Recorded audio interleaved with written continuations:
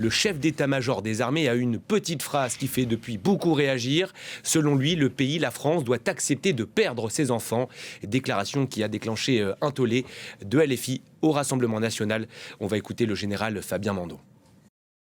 Il n'y a aucune raison d'imaginer que c'est la fin de la guerre sur notre continent.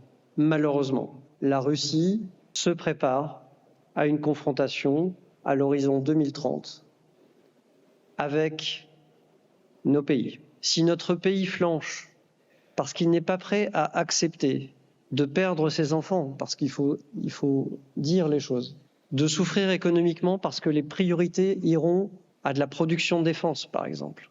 Si on n'est pas prêt à ça, alors on est en risque. La France n'est pas encore prête à perdre ses enfants. Gauthier, il a raison, le chef d'état-major des armées ?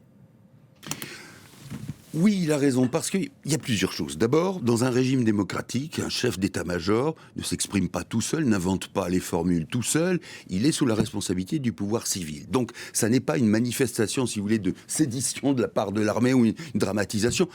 Il y a bien sûr un petit côté, alors Mathieu peut-être me corrigera, mais militaro-lyrique, entre guillemets, qui fait qu'on pousse la formule, mais moi je trouve que c'est à l'instar, si vous voulez, à l'inverse proportionnalité du déni que les Français observent vis-à-vis de cette guerre. Déni en disant, nous, au fond, ça ne nous concerne pas.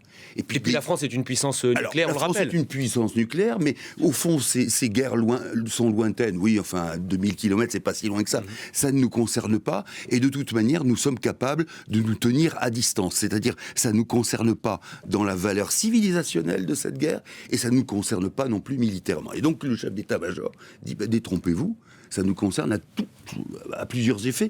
D'autres se sont exprimés aussi sur le fond, c'est-à-dire bien sûr militairement, face à des agissements russes, mais aussi de manière, civilisationnelle. Bien sûr, nous on refuse bien sûr l'aspect civilisationnel, mais quand vous avez une partie des protagonistes qui le veulent, c'est compliqué de dire non, ça n'est pas cela. Mathieu, la question se pose aussi aux États-Unis. Est-ce qu'on est prêt psychologiquement sur place à envoyer des soldats se battre à l'étranger ? On ne parle pas là de la volonté éventuelle de les envoyer, soyons clairs. Non. Oui, j'ai compris. Alors, je suis un peu surpris, effectivement, du débat qui s'est installé en France ces dernières heures autour de la déclaration du général Mandon. Je ne suis pas intimement convaincu qu'il y ait une si grande différence entre la capacité de la France à soutenir son armée engagée dans la guerre, dans une guerre juste, et la même capacité ici aux États-Unis. Quand les Américains sont en désaccord avec l'engagement des forces armées américaines dans un conflit, ils le formulent très clairement, que ce soit au Congrès ou dans la rue d'ailleurs, en tout cas depuis la guerre au Vietnam, qui était la première occasion pour les Américains de s'exprimer sur un sujet comme celui-là, puisque les précédents conflits étaient des conflits dont la légitimité était absolument incontestable. Et on se souvient des mobilisations américaines des années 60 et 70. Et pour ne nommer qu'une seule des figures connues, on peut parler par exemple de John Kerry, officier d'infanterie, homme de gauche, en tout cas ici aux États-Unis, multidécoré, qui, en rentrant à Washington, le devoir largement accompli, est devenu un ardent partisan de la paix. Et sans doute à raison d'ailleurs au regard de l'histoire. Ensuite, si on doit parler de la France, de mon point de vue, ça n'est que mon point de vue, exceptionnellement, douter de la capacité de la France à soutenir son armée engagée dans une guerre juste. C'est bien mal connaître la France, dans le fond, et ses soldats, surtout ses soldats. Elle a démontré dans son histoire, chaque fois que cela a été nécessaire, d'abord que le soldat français est sans doute parmi les plus déterminés du monde, jusqu'à à la fois extrêmement performant et surtout tout à fait conscient du sens de l'engagement auquel il consent. C'est ça la différence du soldat français, sa conscience de l'engagement auquel il consent. C'est peut-être sur ce dernier point qu'il y a une différence d'ailleurs entre le soldat américain et le soldat français, mais quoi qu'il en soit, on peut effectivement entendre les appels du chef d'état-major des armées français à faire bloc derrière son armée, si cela était nécessaire, mais si vous me le permettez, j'aurais aussi une pensée émue et presque compassionnelle pour le soldat russe qui devra hypothétiquement affronter, le cas échéant, ce soldat français.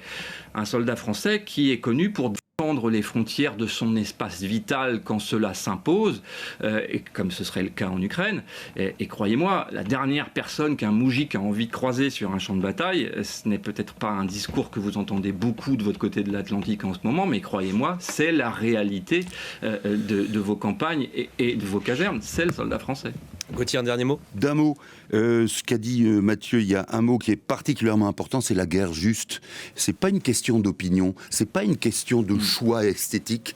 Il y a un agresseur clairement identifié, agresseur qui a des visées impérialistes. Voilà, c'est tout. Quand on dit qu'on est opposé à cette guerre, c'est bien beau. Vous voyez les milieux d'extrême droite en France qui sont opposés, bien sûr. Mais qui est à l'origine d'un trouble et d'un désordre ? Encore une fois, pour ceux qui aiment l'ordre, c'est vraiment pas Poutine qui est là pour le défendre. Et quand c'est intéressant, ça passe toujours trop vite. Merci beaucoup Gauthier, merci Mathieu.